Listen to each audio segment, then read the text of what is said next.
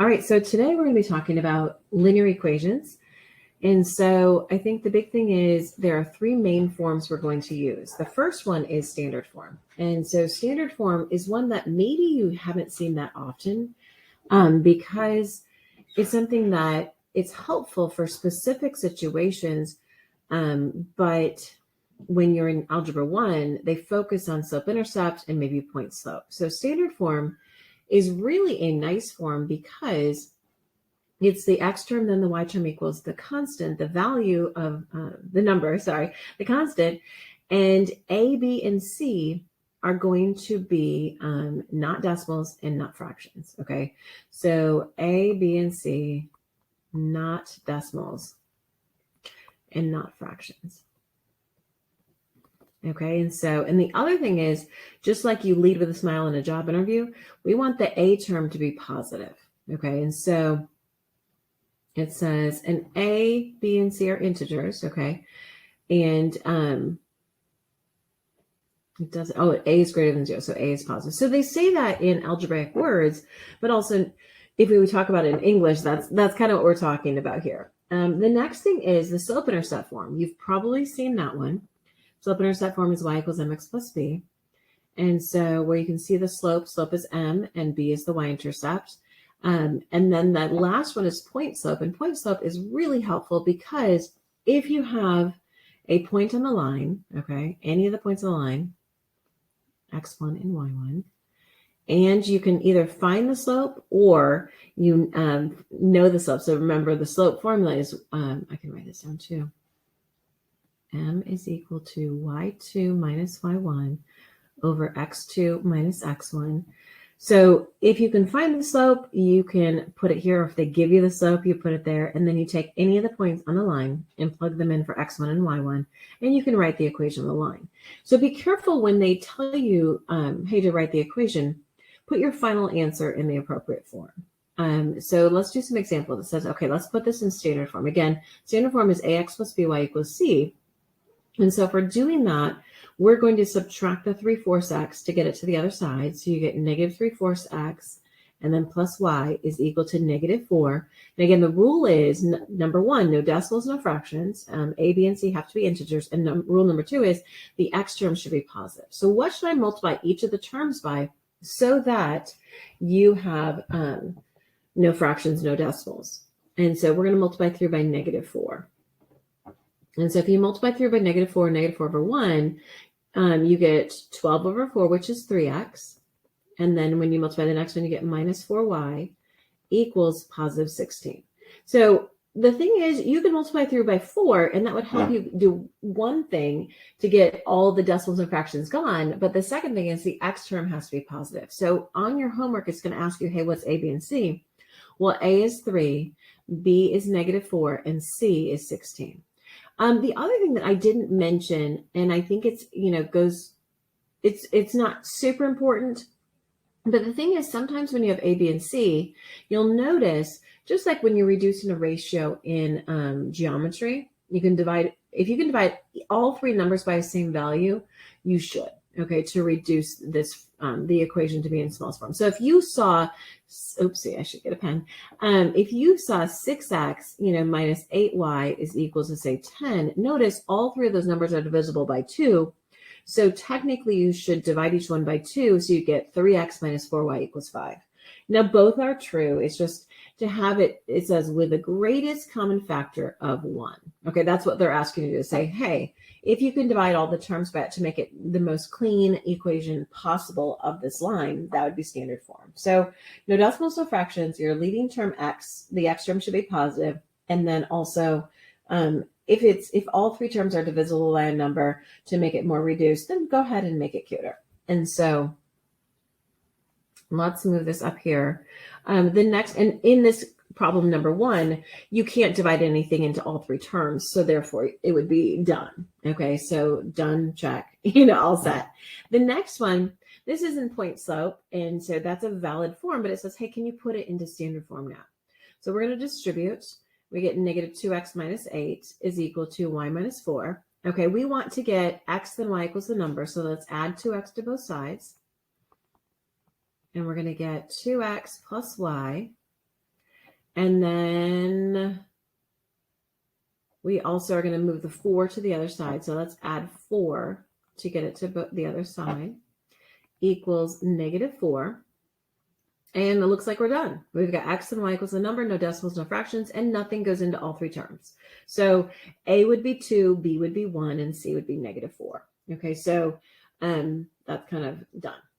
The next one says, hey, put these into slope-intercept form. Okay, slope-intercept form is the form where you can see the slope and the y-intercept. So y equals mx plus b. And so you've done that many times. It's one of the easiest ways to graph lines. And so we can -4x from both sides. And you get -5y is equal to -4x plus 12. You divide each term by -5, okay, which is good. Now be careful. I saw on your test a couple of people were like, negative divided by negative is negative. I'm like, no. Negative divided by negative is positive. So you get 4/5 x. And then this fraction doesn't reduce. Don't make it a mixed number. There's no reason to at this point. You can leave it improper. -12/5. And you can write -12/5 or plus and -12/5. Either one is fine. So the next one, notice this is kind of disgusting. See all the fractions? And I think one thing to talk about would be like, if you're trying to put it in standard form, you got to get rid of the fractions. But sometimes, honestly, getting rid of the fractions may be helpful at this point too, just so that you can have an easier time trying to get this into slope-intercept form. So if you multiply everybody by 15, the common denominator over 1, 2 ways to multiply fractions. One way is to multiply the tops and then multiply the bottoms and then reduce them. Okay, you get 60 over 3, which is 20. Another way to do it is if the denominator, like if you can say, I'll divide this 3 into 15, okay, divide the top and the bottom by 3, you get 4 times 5 is 20 as well. Okay, so 3 goes into 15 5 times, 4 times 5 is 20x. So I know you guys haven't done a ton with fractions, but this is how you work with them. You times the top times the bottom, and then you reduce or divide it. You can also divide the bottom into the top, say 3 goes into 15 5 times, and then multiply the tops now. And so it's kind of a nice thing. On the right-hand side, 2/5 times 15. Okay, again, you can multiply the top. You get 30 over 5, which is 6y. Or you can divide 5 into 15. That goes 3 times. And you do 2 times 3 is 6y. So both are fine. And then 15 times 3 is -45. Now, if they wanted standard form, you would -6y and you'd be set. And then I was trying to see if we divide by anything to reduce it, but that's not our goal. Okay, our goal is actually to say, can you get y equals mx plus b? So I'm going to add 45 to get it to the other side.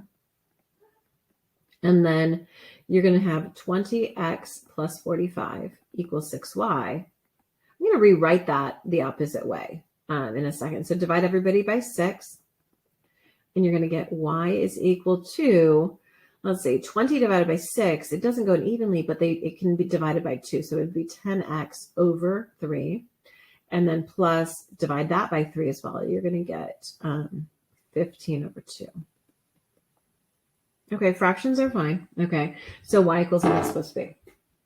Okay, so the next thing is going to be saying, okay, can you take a word problem and can you write a linear equation about it? And so the question is how? Well, you need ordered pairs, or you need to have the y-intercept and then the slope. And so the thing is, a lot of times I'll tell you, okay, let's let this 2013 be year 0. Okay, very infrequently would you use the actual year as x. Okay, and so this would be x equals years since 2013. Okay, so this would be year 0. So in year 0, we had 1.31 billion smartphones in our world. Okay, and years, and then it says by year 17. Well, what year would that be? Okay, that would be year 4. Okay, and so in year 4, we had 2.38. Now, is that really year 0? No, it's just when we started talking about it. So year 0 is that. 2017 is 2. And sometimes it will tell you, hey, have this be year 1 or start this with year 0, or you can assign it yourself if they don't tell you. So very rarely you would say, oh, year 0 or year 2013 is X. And then this is number of cell phones. Okay, so to find the rate of change, you got to do y minus y over x minus x. So we're going to do 2.38 minus 1.31 over 4 minus 0. And so if you subtract those and divide it by 4, you're going to get 0.2675. So that's your slope. And the thing is, now you need a point. Okay, and so pick a point to put in for x1 and y1. And so you would do y subtract, and the y coordinate is going to be 1.31 equals 0.2675. And then x subtract the x coordinate, which is 0. You could use the other point if you want to. And then we're going to distribute and solve for y equals mx plus b. So y equals, I'm going to plus the 1.31 to the other side. So 0.2675x. That's going to be 0. And then you're going to add 1.31 to both sides. And so this is my equation. And assuming x is 2013. Okay, so in 2025, that would be when 12 years have happened. Okay, so if you plug in 2025, that's year 12, according to our scale. So you would do 0.2675 times 12 and add it to 1.31. And then you're like, okay, so that means that y is equal to 4.52 billion. So that means if this is a linear relationship between the year and the number of cell phones, then that would be what would happen. Okay, and so you could, it may not be a linear relationship, but if you say, hey, let's pretend it is, well, then you'd find the rate of change, and then you could write the equation, and you could figure out what it is. The next thing I would say is, with non-word problems, can you do the same thing? Can you take the situation and can you write a linear equation about it? So if they give you the slope and they give you a point, well, then use the point in the point slope formula. Remember, the point slope formula is y minus y1 equals x minus x, or m, and then x minus x1. So you would go y subtract 7 equals 2/3, and that's x subtract 3. And so leave your final answer in the proper form. It says put it in point slope form, and that's your final answer. On your homework, it'll say put it in point slope, and then do slope intercept, and then do standard form, etc. So follow the directions. It's kind of like showing up to a sporting event. You got to have yellow out, or do what you need to do to show up in the appropriate colors or form for your final answer. The next one, again, is they give you the slope and they give you a point and they say, hey, write the equation. And so the best way to get that into point slope, into an equation, is to use point slope. So you go y subtract, and the y coordinate is a -4. So that becomes a +4 equals the m, which is -4, and then x subtract a -2, which becomes a +2. So your answer should be y plus 4 equals -4, and then x plus 2. That's your final answer here. And if they said put it in slope intercept form, you would distribute it and solve it into slope intercept as well. Okay, so the next kind of questions are saying, okay, well, can you write the equation that passes through those 2 points? And so we need to find the slope. So we're going to do y2 minus y1 over x2 minus x1. We're going to do 10 minus a -5 over -3 minus 2. Mind your signs. Y subtract the y coordinate equals x subtract the x coordinate. Remember to find the distance between any two values. You put a subtraction sign between their locations. So 10, and then put a subtraction sign, and then the -5. So to find the distance between those, it'd be 10 plus 5, which is 15, over -3, and the other locations too, you put a subtraction sign between it. It's -5. Your answer for slope is -3. So the slope between those 2 points is going to be -3. And so to write the equation, you've got to pick a point to use. Call it x1 and y1. And you're going to do y subtract your -5 equals -3. X subtract and your x coordinate, which is 2. And so if they said leave it in point slope, you would adjust this sign to be minus negative, become plus a positive, and you could be done. So this is point slope. If they said do slope intercept, we would distribute this out to be -3x plus 6 equals y plus 5. We would minus 5 from both sides, and you get y equals -3x plus 1. So that's slope intercept. And if they said, oh, then also do it in point slope, or into standard form, you would plus a 3x to both sides. Okay, so plus 3x. And you would get, I'll switch colors, you would get 3x plus y is equal to 1. And so this would be standard form. So being able to say, hey, I need to write the equation, point slope will help you if you know the slope. You can find the slope or know the slope, and you know a point in the line. If you know M and B, you can go straight to slope-intercept form. And then going to slope standard form, you just have to make sure you adjust it to put it in the proper form. So the next question says, all right, write the equation in this line. So again, find the slope, y2 minus y1 over x2 minus x1. So 5 minus 1 over -1 minus, and the x coordinate is a -4. So x subtract, okay, the x coordinate, y subtracts the y coordinate. In this case, you'll say minus negative becomes plus a positive, so you get 4 over 3. So that's your slope. To write the equation, pick one of the 2 points they gave you. I'm going to do this one right here. So x1 and y1. So y minus 5 equals m. Your slope is negative, or is 4/3, sorry. 4/3, and it's going to be x minus a -1 or plus 1. So y subtract the y coordinate equals m, and then x subtract the x coordinate. I don't know why I have an extra parenthesis there. I'm going to try to erase it, but I'm going to tell you, the eraser here is not my favorite. Okay, it's very tiny and it takes a while to do. So that is going to be your equation in point slope formula form. Okay, so moving this to the next question. If again, we've got to find the slope. So we go y subtract y over x subtract x. You're going to go 5 subtract 0 over 7 subtract 7. So you get 5 over 0. My question is, what is that? Is that 0 undefined? You remember it spells no. If it's 0, it's going to be 0 over a number, which spells okay, that's 0. Okay, you can have 0 out of 5. Okay, how many pieces of pizza did you get of the ones I just bought? 0. I'm so sorry. I'm kidding too. But if you get 5 out of 0, you're just, how do you have 5 of nothing? That's kind of invisible. Like, I don't know, you're faking. So that's going to be undefined. If you divide 5 divided by 0 in your calculator, it'll tell you error as well. And also, if you graph these 2 points, it's like people are like, is it vertical or is it horizontal? I'm like, you can tell. I gave you 2 points. If you plot these points, 7, 0 is right 7 up nothing. 7, 5 is right 7 up 5. You'll see it's a vertical line. Okay, it has an undefined slope. Also, you might know the equation by looking at it. What do you mean? Well, if it's at 7, 0 and 7, 5, that is going to be Vux. Vertical lines have undefined slope and they're x equals, right? HOI is horizontal lines have 0 for their slope and their y equals. On the other hand, look at the points. If you look at the points, you'll notice that, hey, guess what? What's the case with all the points on this line?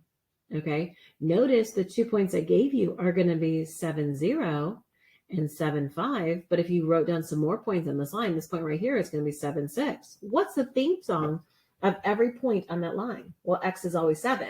And so the theme song is the equation of this line. Okay, so it's x is always 7. Okay, so honestly, if you had a horizontal line, horizontal lines, every point on the line, say that's going to be y equals 3.